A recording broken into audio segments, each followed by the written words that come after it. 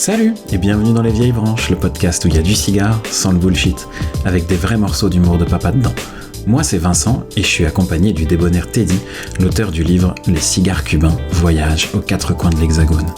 Toutes les 2 semaines, on démystifie sans vergogne l'univers du cigare. Épisode 2. Un cigare à l'envers.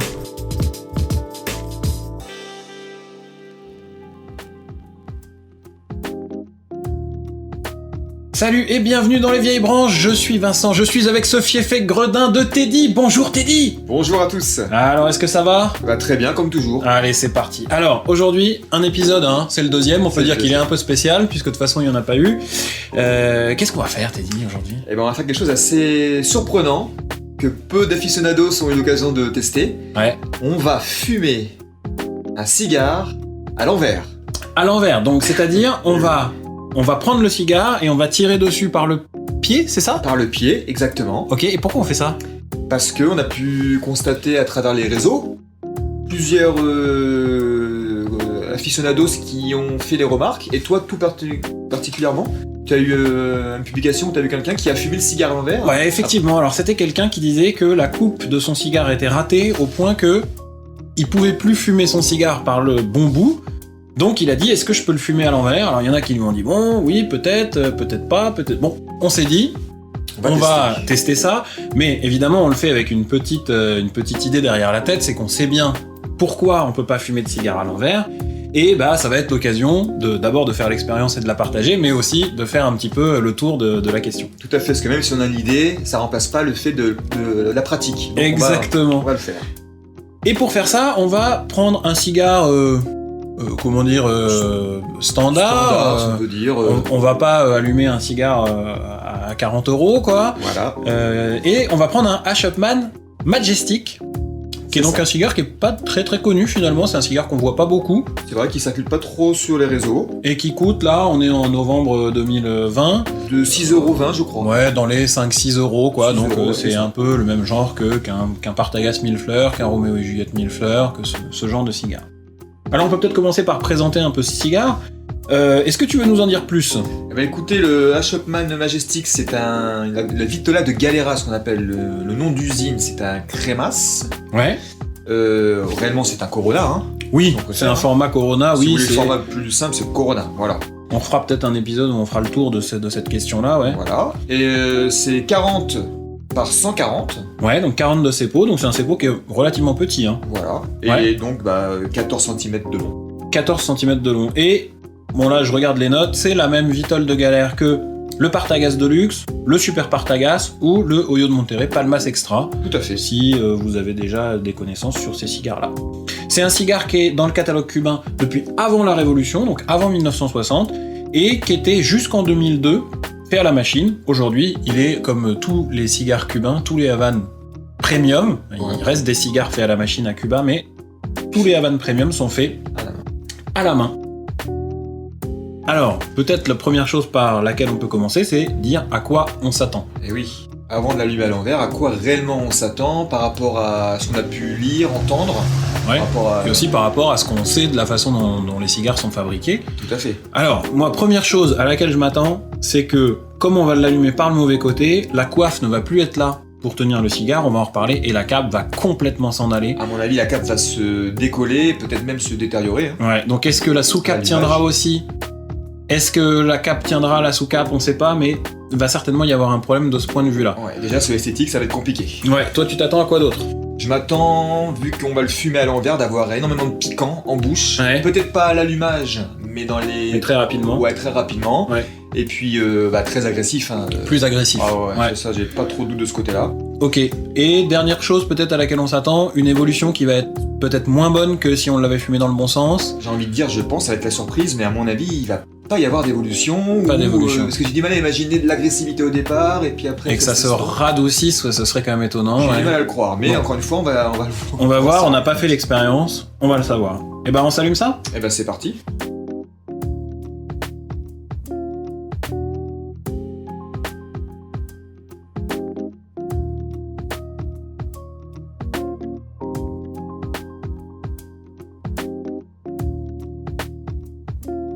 Bon alors ça y est, moi si le cigare est allumé, ça fait un petit peu mal, Teddy. Toi t'es encore en train de toaster le tien, en train de l'allumer. Ça fait très mal, et si on m'avait dit un jour que j'allais allumer un cigare à l'envers, j'aurais pas cru. Moi non plus, j'aurais pas cru. Bon, ça sent bon, hein. Ça sent bon, hein. Ça reste du tabac. Oui, je trouve qu'il sent bon. Allez, on est parti, première latte. Écoute, jusque-là, sur la première taffe que j'ai prise, j'ai un bon goût de tabac. C'est quand même plutôt du tabac, hein. C'est pas un cigare exceptionnel, donc on s'attend pas à un truc avec énormément d'évolution, avec énormément de complexité. Bon, première taffe, écoute, ça va. On va voir ce que ça donne petit à petit. Toi, t'en es où? Comment ça se passe là? Bah, l'allumage, là j'ai un gros volume de fumée. Et puis bah, pour l'instant, c'est assez léger. Il y a déjà un petit côté piquant. Ah, j'ai pas de piquant moi encore. Petit côté piquant, moi, déjà, avec un petit peu de crémeux, mais entre les deux là pour l'instant. J'ai du piquant dès le départ. Ah, ça commence à venir. Moi j'ai un goût qui est pas très très agréable. J'ai le goût de tabac et derrière j'ai une espèce de goût de paille un peu sèche là Le goût de tabac, on l'a bien. C'est pas. Ouais, le tabac est très fort. Hein. Ah, alors oui. moi j'ai jamais fumé ce cigare là, toi non plus, je crois. Si t'en as fumé toi. Oui, mais il y a longtemps, j'ai pas de souvenir. Moi j'ai jamais fumé ce Chapman Majestic. Écoute, le goût de tabac est très présent, Oui. mais c'est du bon tabac. Alors, c'est quand même un goût de tabac très agréable quoi. Ah ça y est. Ça y est là, moi je suis. Allez, j'ai fumé un demi centimètre à peu près, et là ça y est, ça commence à piquer. Ah ouais, ça accroche le palais, c'est très agressif. C'est très agressif pour toi, ouais. Alors moi je dirais pas que ça accroche le palais. Alors bon, disclaimer, Teddy est peut-être plus sensible que moi à la puissance, t'es habitué à fumer des cigares plutôt légers. Ouais, alors même si j'ai évolué aujourd'hui, c'est vrai que... T'es plutôt un fumeur de cigares légers. Tout à fait. Ce qui est absolument pas un jugement, hein, c'est un fait. Hein. Si vous aimez les cigares légers, tant mieux, hein, fumez ce qui vous plaît. Même si vous aimez fumer des Chapman Majestic à l'envers, finalement. Alors un truc qu'on peut dire aussi, c'est que d'avoir le pied du cigare dans la bouche, là, puisque, imaginez-vous, hein, nous on est en train de fumer du côté de la bague, là, donc moi je suis à 1,5 cm de la bague à peu près, toi aussi, non peut-être même un petit peu moins, toi 1 cm. Ouais. Bah c'est pas très agréable là, d'avoir ce côté carré, là, on a le sentiment d'avoir un peu un tasseau dans la bouche, un truc comme ça, là, c'est pas extra. Par contre, je m'attendais à pire, tu vois, à l'allumage. Je m'attendais vraiment à quelque chose de bien dégueulasse. Très très, ouais, et ça va. Et en fait, c'est... Bon, il y a du côté un peu piquant, je sais pas si c'est poivré, mais piquant. Il y a une persistance au palais qui est pas très agréable, mais j'ai connu pire avec un cigare fumé dans le bon sens. Oui. Est-ce que c'est comme ça qu'il faut réfléchir? Est-ce que vous pouvez faire un classement en disant ce cigare-là à l'envers est meilleur que ce cigare-là dans le bon sens? On s'en sortira plus. On s'en sortira pas, c'est déjà compliqué de classer les cigares. Ok, bon Teddy, on se fume un petit centimètre et puis on voit, où on en est. Ça marche.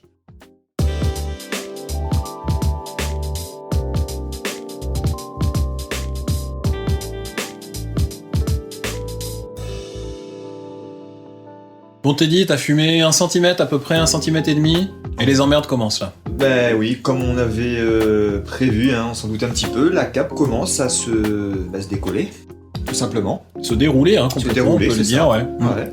Qui n'est finalement pas une surprise. Hein. Bah non, c'est pas une surprise. Alors toi, t'as baissé un petit peu la bague, oui. Et la cape là commence vraiment à s'enlever. Moi j'ai pas touché à la bague et ça commence quand même à s'enlever évidemment. Alors la bague maintient le tout là, mais il y a un moment où là, d'ici 1,5 cm, 1 cm, va falloir qu'on l'enlève. Va falloir qu'on la baisse. Et ça va poser problème quoi, c'est sûr. Alors peut-être que c'est le moment là pour expliquer un peu, commencer à expliquer pourquoi on peut pas fumer un cigare à l'envers.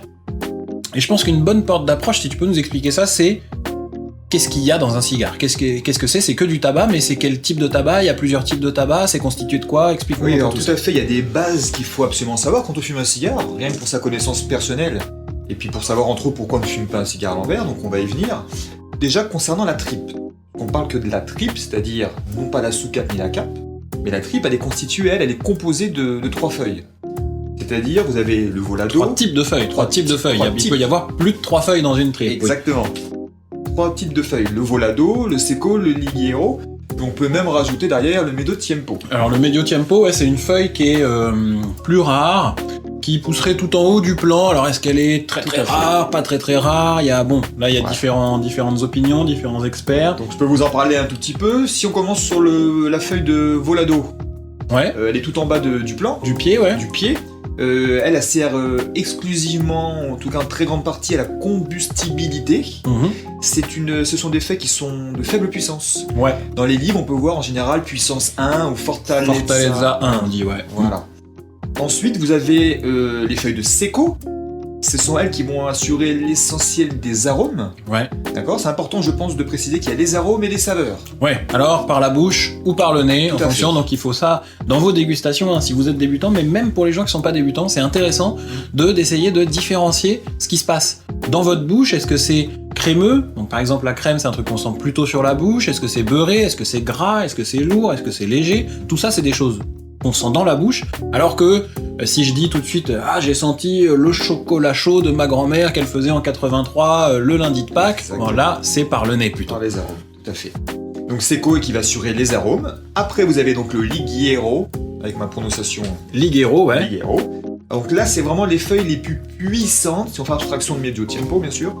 Les Liguero, ce sont les feuilles les plus puissantes, qui vont, elles, avoir un avantage très important dans le cigare, c'est qu'elles ont une combustion qui est très lente. Plus lente, ouais. Beaucoup plus lente. Et donc, elle va assurer la puissance, mais aussi les saveurs. Une partie des arômes, mais oui. Eh oui, tout à fait. Alors, ce qu'il faut comprendre là, la façon dont on différencie ces trois types de feuilles, c'est en fait des étages du plan. Donc, le plan de tabac, il a 7-8 étages. Donc, en fait, il y a les feuilles qui sont tout en bas. Celles-là, elles ne servent à rien, ou en tout cas pas pour les cigares premium. Et puis ensuite, il y a Volado au bas du pied, Seco au milieu du pied, Liguero en haut du pied et cette feuille de Medio Tiempo. Voilà, vous allez y venir. Et d'ailleurs, on pourrait même encore plus détailler, on aura l'occasion de le faire. Alors après, c'est ça, il y a 7-8 classifications en fonction de... Ouais, effectivement. Exactement. Et la Medio Tiempo, c'est les deux feuilles les plus puissantes, finalement, puisqu'elles sont, elles, tout en haut, donc plus près du soleil, de la chaleur. Du soleil, ouais. Cette puissance, elle est faite simplement par la quantité de soleil que reçoivent les feuilles et donc... la quantité de nicotine qu'elle développe simplement. Tout à fait. Et ce qui est important, c'est qu'il faut préciser, elles sont au sommet, elles sont en plein air. C'est important de dire parce que les capes, elles, c'est à l'intérieur. Il y a effectivement deux types de plants à Cuba, qu'ils appellent Tabaco Tapado et puis Tabaco des Sols, je crois, si je me trompe pas. Et donc, effectivement, toutes les feuilles de cap à Cuba sont cultivées sous une espèce de mousseline pour qu'elles soient à l'ombre. Ce qui est assez étonnant, parce qu'on pourrait penser que puisqu'elles sont plus sombres, quelquefois, en fait, elles sont cultivées plus au soleil, et non, en fait, la couleur de la feuille, elle est due au processus de fermentation. On va pas rentrer dans le détail maintenant, mais voilà. Donc là, c'est en plein air, et contrairement à la feuille de cap. Donc là, c'est Fortaleza 4. Donc ça, c'est le Medio Tiempo. 2, 3 et 4. Et le Medio Tiempo, c'est une feuille qui est emblématique. Alors on dit, elle est rare, elle est pas rare, ça, bon, elle pousse, elle pousse pas, peut-être que des fois elle pousse pas. En tout cas, ce qui est sûr, c'est que c'est une feuille qui est emblématique dans l'esprit de pas mal d'aficionados de la ligne BIK de chez Cohiba, qui sont des cigares qui sont extrêmement rares. Rares non pas parce que c'est difficile de les trouver, bien que ce soit difficile de les trouver, mais on en trouve quand même, mais rares surtout parce qu'il y en a très très peu de produits, en fait. Alors, est-ce que cette production, on a déjà entendu qu'il y en avait peu parce que c'était un manque de feuilles de Medio Tiempo? Moi, j'ai aussi entendu que c'était parce qu'on avait du mal à trouver des capes de qualité assez importantes pour poser sur les BIK, parce qu'elles ont vraiment des capes exceptionnelles, ils sont splendides. Là, on parle uniquement de la tripe, mais un cigare, il est composé de 3 parties différentes. La tripe, qui est donc les feuilles qui vont donner l'essentiel des arômes, l'essentiel de cette histoire de combustion, de la puissance. Et ensuite, on a cette tripe, donc ces feuilles, il y en a 3, 4, 5, ça dépend, ça, chaque blend, chaque liga, comme on dit, diffère. Et ensuite, on a la sous-cape. Donc la sous-cape, c'est 1, 2, des fois 3 demi-feuilles qui maintiennent le cigare, enfin qui maintiennent la tripe ensemble, et par-dessus on pose la cape qui là est une feuille qui est essentiellement esthétique. Esthétique, oui. Il y a un débat pour savoir si ça donne 10%, 15%, 20% des essentiellement arômes. Esthétique tout de même, on est d'accord. Exactement. Par contre, alors moi ce que j'aurais voulu, Vincent, c'est est-ce que tu peux nous dire justement pourquoi il ne faut pas fumer le cigare à l'envers par rapport à la façon où est élaboré le cigare? Et oui, parce que là, on a parlé de ce qu'il y avait dans le cigare, mais c'est un détour qu'on est obligé de faire pour dire pourquoi on ne peut pas le fumer à l'envers. Donc, ce qu'il faut comprendre, c'est que les feuilles, elles sont pas mises dans n'importe quel sens dans le cigare. Lorsque le rouleur, il roule la tripe, ou donc on dit torcedor en espagnol, ou torcedora, parce que c'est beaucoup de femmes. C'est vrai. Lorsque la torcedora roule le cigare, les feuilles sont ordonnées. En fait, elles sont mises de bas en haut, de manière à ce que l'extrémité des feuilles, qui est la moins riche en arômes, se trouve du côté du pied. C'est-à-dire du côté où on allume le cigare. Alors ce que ça permet, c'est que comme les extrémités les moins riches en arômes sont du côté où on allume, au début où on allume, on va avoir un petit peu d'arôme, puis au fur et à mesure qu'on avance dans la dégustation, on va avoir une montée en puissance, une montée en saveur, et c'est ça qui donne cette fameuse déclinaison en 3 tiers. On dit le foin au départ parce que, bon, c'est bien, mais ça pourrait être mieux. Le divin au milieu, parce que c'est là vraiment au milieu du cigare. L'effervescence des arômes. L'effervescence, exactement, c'est là que tout se développe. Et après, on parle du purin, parce que bon, c'est là que les gaz de combustion se sont accumulés, on a les papilles un peu plus lourdes, et c'est là que plus chargé en nicotine. Plus chargé en nicotine aussi, et donc c'est moins bon. Donc ce qui se passe quand on fume un cigare à l'envers, c'est qu'on commence par le bout du cigare où il y a tous ces arômes. Et ça pose un problème énorme, c'est qu'on va avoir au départ toute cette puissance, toute cette nicotine, toute cette lourdeur en bouche, et là t'es dit, c'est ce qui t'arrive. Oui, c'est assez particulier. L'allumage, il y avait un peu de piquant, mais ça passait. Ouais. Après, j'ai une deuxième étape dans les premières minutes où d'un coup, j'avais plus aucune agressivité, plus d'arôme, plus de saveur, plus rien. Et malheureusement, c'est très très compliqué. En bouche, c'est très difficile. J'ai une sensation que j'ai encore jamais eue en fumant un cigare. L'impression d'avoir du carton mouillé en bouche. Ouais, un vieux carton à pizza qu'on a oublié sous la pluie un peu. Ouais. C'est très très désagréable. Et le pire, c'est que c'est persistant, quoi. Ça reste, hein, c'est pas une taffe et puis ça s'en va, non, c'est là. Alors moi, de mon côté, là, étonnamment, la cape commençait à se décoller. Pour l'instant, elle a tenu. La tienne aussi, là. Alors, elle tient parce que j'ai laissé la. T'as laissé la bague. Alors moi, j'ai enlevé la bague. Je l'enlève, regarde bien. La cape se décolle. Bon. Ouais. Donc structurellement, ça commence à poser problème. Là, on a fumé quoi, 2-3 cm peut-être. On est au milieu du premier tiers, peut-être un peu avancé. Moi, de mon côté, j'ai une bouche qui est extrêmement lourde. C'est très très très très lourd. C'est quand je fume pas, donc je tire une latte, le goût est pas ouf. J'ai un peu l'impression. Alors toi, tu parles de carton, moi je parlerais d'une espèce de paille sèche, un truc qui est pas, c'est pas très très agréable. Au départ, j'avais un super goût de tabac. Le goût de tabac était vraiment bon. Et là, ça s'est vraiment détérioré. Et quand je fume, j'ai ce goût pas ouf. Et quand j'arrête de fumer, je sens vraiment là que j'ai l'impression d'être à la fin d'un cigare. J'ai l'impression d'avoir fini de fumer et d'avoir cette bouche pâteuse, ce truc de. Et là, je viens de retirer 2 fois dessus. Et là, j'ai de l'amertume. Hein, c'est pas autre chose. C'est sûr. J'ai de l'amertume en bouche. T'as une amertume, ouais. Ah ouais. On la sent bien. Bon alors, au mieux, là, c'est vrai que c'est pas comme si c'était infumable. Alors pour moi, c'est pas infumable. C'est pas infumable, loin de là. Mais c'est pas un bon cigare. Alors, l'un dans l'autre, le Chapman Majestic, c'est pas une référence exceptionnelle du catalogue, mais c'est un cigare qui se fume très bien quand on est en train de discuter comme ce qu'on fait là. Exactement. Bon, à voir ensuite ce que ça va donner. Mais je sais pas ce que vont en penser nos auditeurs. Ce qu'il faut savoir aussi, c'est qu'à Chapman, c'est connu pour être une marque assez légère. Ouais, doux à moyen, ouais. Ouais, donc est-ce que aussi on est sauvé par rapport à ça? Est-ce qu'on aurait pris par exemple un D4? Ah, si on avait pris un cigare un petit peu plus puissant, est-ce que ça nous aurait posé problème? Ça, ouais, il faudrait essayer. Quelque chose me dit que peut-être qu'on aurait eu un peu plus d'agressivité, ça aurait été bien plus compliqué. Ça se peut, ouais. Alors peut-être, pour continuer cette discussion sur la façon dont sont fabriqués les cigares, sur la structure du cigare, peut-être deux précisions qui sont des choses qui sont pas forcément très très très connues, qui sont pas forcément des connaissances répandues dans le milieu. Alors évidemment, les amateurs le savent, mais pas forcément les fumeurs un peu plus débutants ou intermédiaires. 2 choses que je voudrais dire. La première, c'est qu'on entend souvent, t'es dit, que les cigares cubains sont bouchés, qu'ils se bouchent facilement, que c'est des cigares qui sont difficiles à fumer. Bon, évidemment, toi comme moi, on est amateur de cigares cubains, on dira que c'est pas vrai, on n'est pas de cet avis-là, et on peut expliquer un petit peu pourquoi. On est bien d'accord. On entend aussi souvent que les cigares cubains, ils ont besoin d'une humidité qui est un petit peu moindre que les autres cigares. Mais oui, c'est ça le principal. Sur les réseaux, c'est pas compliqué. Il n'y a pas un jour où il n'y a pas quelqu'un qui a un problème avec son cigare cubain. Alors, moi, je suis pas beaucoup dans la technique, contrairement à toi ou à d'autres aficionados que je connais. Pourquoi? Parce que moi, je pars du principe, à partir du moment que tu as compris comment ça fonctionne un cigare, alors essentiellement pour le cubain, pour le coup, ouais. À partir du moment que tu as compris comment ça fonctionne, il n'y a aucune raison que ton cigare soit bouché. Personnellement, en quasiment 3 ans, j'en ai eu un seul, et c'était de ma faute. Et quelquefois ça arrive, ça m'est arrivé sur un Partagas 898, qui est pourtant un beau cigare, qui était bien conservé, et qui pourtant était un peu trop rempli, donc effectivement le tirage était trop dur, on aurait pu dire qu'il était bouché. Alors, ce que je voudrais dire, c'est expliquer pourquoi les cigares cubains ont besoin d'une humidité un peu moins importante que les autres.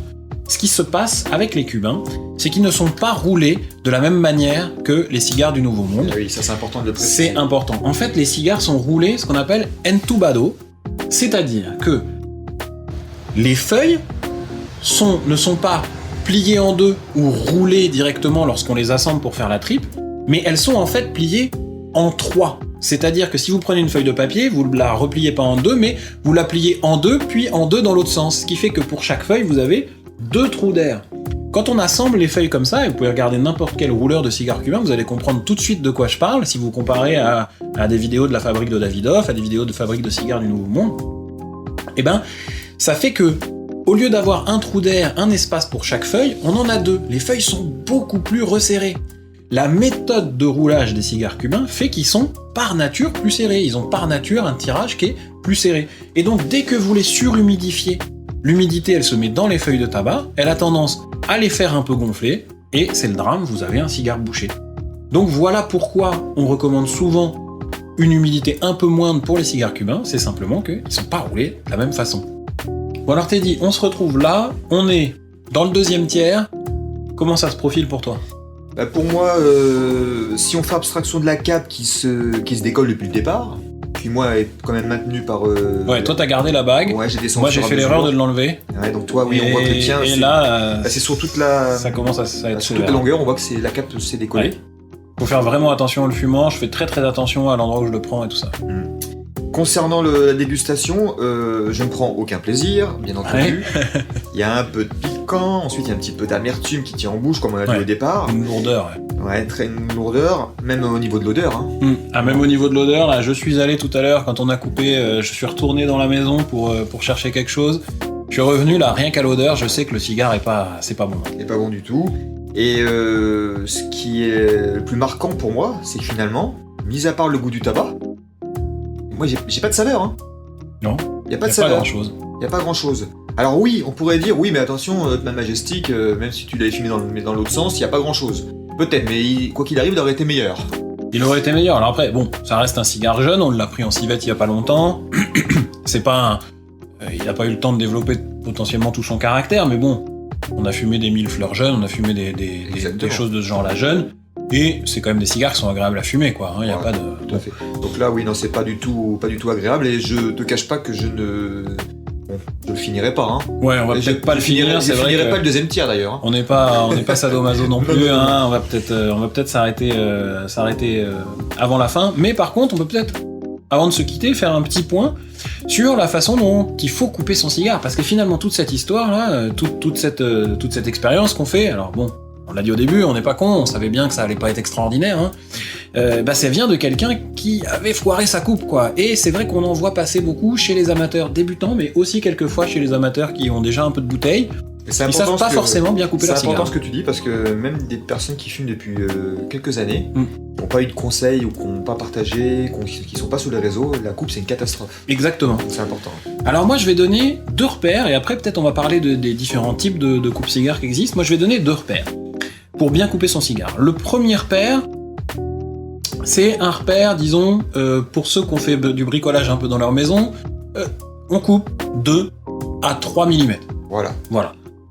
Alors si vous savez pas ce que c'est qu'un millimètre, eh ben vous prenez 1 mètre. Il y a un autre repère, c'est que les Cubains, donc le cigare est roulé, on a parlé de la tripe, de la sous-cape, de la cape, et une fois que la cape est posée, on vient poinçonner dans une feuille de tabac un petit bout de tabac, donc, qu'on vient coller sur le cigare, et ça forme ce qu'on appelle la coiffe, ou on a trouvé aussi des fois le bonnet, ou la perilla, comme on dit en espagnol, donc pour désigner la tête du cigare. Et donc cette coiffe, elle a pour vocation de fermer le cigare, et surtout d'éviter pendant la dégustation que la cape se décolle. Hein. C'est vraiment notre problème ici, c'est que nos capes se décollent. Alors, cette coiffe, si vous regardez sur la plupart des cigares premium, sur les cigares cubains, il me semble que c'est toujours le cas, si je me trompe pas, elle est triple, c'est-à-dire que vous avez 3 petits traits sur le haut du cigare, sur la tête du cigare. Et ben en gros, on essaye de couper au premier de ces traits-là. Voilà. Vous mettez vos lames de coupe-cigare au premier trait, et ça marche à tous les coups. Alors, première référence, 2-3 cm. Deuxième référence... 2-3 mm, pardon. 2-3 mm. Deuxième référence, au premier trait de la coiffe. Au deuxième si vous voulez, mais au premier c'est plus safe. Idéalement le premier. Peut-être troisième conseil, on essaie de se dire, je veux garder l'arrondi du cigare. Le cigare il est cylindrique et puis il est un petit peu arrondi au bout. Et ben on veut garder cet arrondi là en gros. Voilà pour ce qui est des conseils de coupe. Évidemment, si vous coupez trop, la cape va se détacher. Et ça, un cigare avec une cape qui se détache, quand vous fumez dans le sens normal par la tête, ça ruine une dégustation, quoi. Vraiment. Je pense qu'on est une bonne partie à être passé par là. Exactement. Hein, on a tous mal coupé un cigare. Ça arrive même de temps en temps quand on va trop vite, on cause avec un copain et perdu, quoi. Hein. Et peut-être maintenant, Teddy, on peut faire un petit point sur les différents types de coups de cigare. Qu'est-ce qui existe? Avec quoi on peut couper son cigare? Dans les grandes lignes, vous avez donc la guillotine, qui existe en simple ou en double lame. Personnellement, je n'utilise quasiment que la double lame. Je vous déconseillerais d'utiliser la guillotine simple lame, c'est assez compliqué, on a tendance à un peu abîmer. Alors ouais, ce que j'aime pas avec la guillotine simple lame, c'est que donc c'est une guillotine comme celle dont on s'est servi pour Louis XVI. Vous avez une lame qui descend, et en fait, si vous êtes un peu trop lent, le cigare va être comprimé contre la paroi du coupe-cigare, et là, ça peut être vraiment n'importe quoi. On abîme le cigare, et puis souvent c'est pas droit. C'est vrai, hein, et souvent en plus c'est pas droit. Donc la plutôt double guillotine, standard, on en trouve. Alors si vous achetez pour 100 balles de cigare à la civette, on vous en donne un quelquefois. Oui, sinon on en trouve de bonne qualité, 30, 40, 50 euros. Même à 5 euros, des doubles lames et en plastique, tu vois, avec le support en plastique. Ouais, c'est vrai qu'il y en a, si vous pouvez les actionner avec le dos doigt, c'est bien, quoi. Si vous commencez, c'est toujours pas mal. Après, il y a quelque chose que j'aime bien, c'est beaucoup après des accessoires un peu esthétiques, mais quand on est amateur, on aime bien avoir de beaux accessoires aussi. Effectivement. C'est le ciseau. Ouais. Le ciseau, c'est pas trop mal. Vous avez aussi l'emporte-pièce, là on vient poinçonner directement la périlla, la tête. Ouais, et alors là, l'emporte-pièce, ça nous permet, du coup, on crée une ouverture plus petite, et du coup, on a un tirage un peu plus serré. C'est ça. Et donc, si vous savez, par exemple, que vous aimez bien les cigares avec un tirage un peu plus serré, par exemple, moi je sais que j'aime bien avoir une petite résistance, sur les cigares du Nouveau Monde, j'ai tendance à utiliser l'emporte-pièce parce que je sais que je vais avoir un tirage moins aéré. Et je fais comme toi. Tu fais la même chose, ouais. Après, on a le coupe-cigare en V, le V-cut. Alors ça, c'est bon. C'est à double tranchant. D'un côté, l'avantage du coupe-cigare en V, c'est que vous avez une butée, donc on insère le cigare et schlac, on peut pas se tromper. Il existe aussi d'ailleurs, si vous avez la chance d'en trouver, des doubles guillotines avec une butée. Et quand vous avez un double guillotine avec une butée, pareil, vous pouvez pas vous tromper, il n'y a pas de risque de mal couper le cigare. Alors si vous avez peur, vous pouvez en prendre avec une butée. L'inconvénient du coupe-cigare en V, d'un autre côté, c'est que quelquefois, il va couper trop profond et ça va abîmer la coiffe et on va avoir le même problème de cape qui se décolle. Ouais, j'ai eu l'occasion d'essayer une fois et moi j'ai pas du tout accroché. Et de toute façon, moi je respecte beaucoup le travail qu'il fait en amont et c'est vrai que la double lame, c'est tellement simple et tellement efficace. Alors après, le V-cut, ça donne aussi une autre sensation en bouche. C'est comme on dit certains confrères. Ouais, il faut faire attention. Bon, pourquoi pas. Et dernier type, le couteau coupe-cigare. Oui. On a des exemples du couteau coupe-cigare. Une entreprise qui a fait un super marketing, c'est les fines lames. Oui. Ils ont vraiment... C'est des beaux objets. Ça marche pas. Toi, t'en as jamais essayé? Si, je l'ai quand même essayé, en passant par toi. Ouais, moi j'en ai un, les fines lames, effectivement. Ouais. Alors, si on prend le produit en lui-même, c'est magnifique. C'est vrai, c'est un bel objet. C'est un bel objet que beaucoup d'aficionados ont d'ailleurs en leur possession. Après, moi je suis vieille école, ça fait 2 ans et demi, 3 ans que je fume, mais quand j'aime quelque chose, je ne change pas. Ouais. C'est-à-dire que j'ai aimé rapidement les cubains puisque les autres mondes, je suis resté sur le cubain. J'ai tout de suite accroché avec le double lame et je ne change pas. Donc voilà, moi je m'arrête à ce qui fonctionne. Moi, mon avis sur les fines lames, c'est que c'est vrai que c'est un bel objet. C'est un objet qui est bon. C'est pas un super couteau, c'est-à-dire que si vous mettez 100-150 euros dans un couteau, vraiment vous allez avoir un superbe couteau. Bon là vous êtes entre les deux, vous avez un coupe-cigare et couteau, c'est quand même un bel objet. Et puis surtout, ce qui est important à préciser, même si c'est pas le sujet, on fait travailler les confrères qui sont au milieu du cigare et ça franchement... Effectivement, là vous soutenez une boîte française, c'est un truc un peu important. Voilà, vous l'avez fait pour moi, pour le livre, donc moi je pense que à partir du moment qu'en France, on a la chance d'avoir des gars qui ont des initiatives... Ouais, et qui font des choses. Pour faire avancer un petit peu le cigare en France, c'est génial. Donc moi je suis à fond pour eux, à fond pour tous ceux qui se lancent dans leurs projets. Ouais, dans tous les projets, ça, effectivement, vous pouvez compter c'est vrai. De ce côté-là. Et alors concernant la coupe, sur le coupe-cigare les fines lames, il y a une courbe d'apprentissage. Au départ, moi j'ai eu pas mal j'avais un peu de mal. Une fois que j'ai compris comment ça marchait, maintenant j'arrive à avoir des belles coupes. Le gros avantage, c'est que vraiment là par contre, en termes de précision, on peut vraiment couper là où on veut, quoi, par rapport à un double guillotine où des fois c'est plus compliqué. Là, avec les fines lames, c'est sûr qu'en termes de précision, c'est super cool, quoi. Bon bah Teddy, c'est terminé pour aujourd'hui. Un récap un peu, fumer un cigare à l'envers, c'est pas ouf. Nous, on en a fumé à peu près la moitié, on s'est arrêté parce que voilà, on va pas se faire mal. Qu'est-ce qu'on a en route pour le prochain épisode ? Pour le prochain épisode, en restant assez évasif, ça sera un rapport avec Noël. Ouais, un petit épisode de Noël, on va sortir tout ça avant Noël et essayer de vous enflammer avec la magie de Noël. Et c'est tout pour aujourd'hui, merci d'avoir écouté l'épisode, et à la prochaine, salut Teddy. À bientôt, au revoir.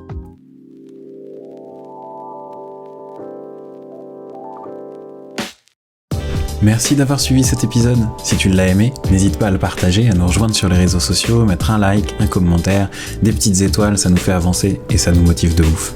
Tu peux d'ores et déjà écouter l'épisode 3, un épisode spécial Noël.